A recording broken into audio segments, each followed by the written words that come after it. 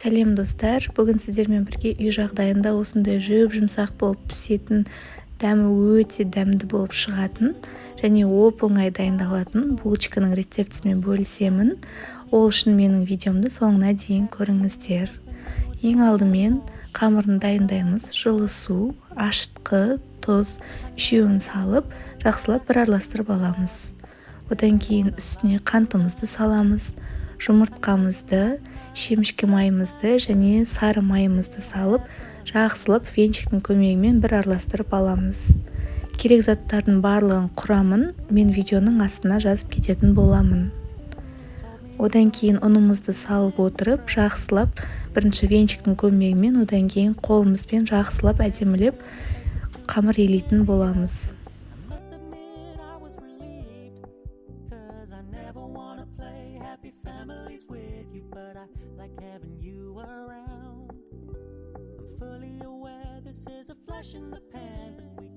Қамырымызды алып, бетін жауып, 1,5 сағатқа көтерілгенше қойып қоямыз.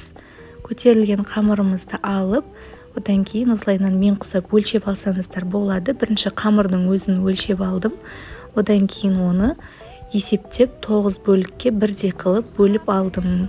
Сіздер өз қалауларыңызша жасасаңыздар болады. Біреуі 10 немесе 12 бөлікке бөліп жатады, ал мен 9 бөлікке бөліп алдым.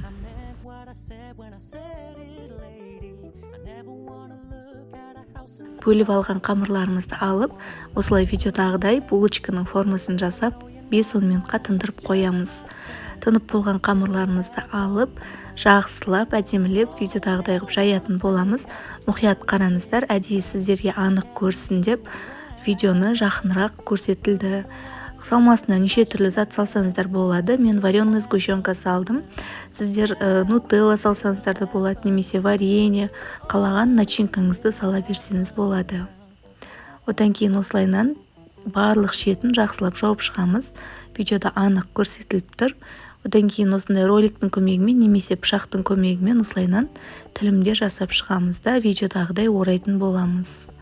Мұқият қараңыздар, ондай қиыншылығы жоқ. Оп-оңай, маңыздысы екі жағын жақсылап мықтап жабыңыздар, өйткені піскен кезде начинкамыз сыртқа ағып кетпес үшін.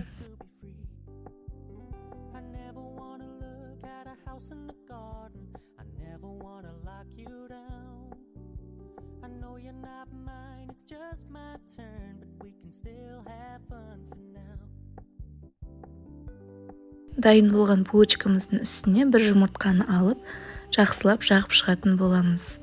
Одан кейін қызып тұрған 180 градус пеште 20-25 минутта пісіріп алатын боламыз.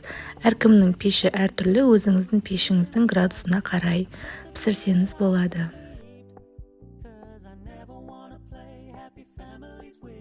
Мінекей қараңыздар, дәл осындай пышный және жұмсақ болып, әдемі болып шығады. Бұл булочканы қонақтың алдына қойсаңыздар да өте дәмді. Менің рецептім ұнаса, менің каналыма тіркеліп, маған лайк, комментарий басып кетіңіздер. Баршаңызға ас болсын.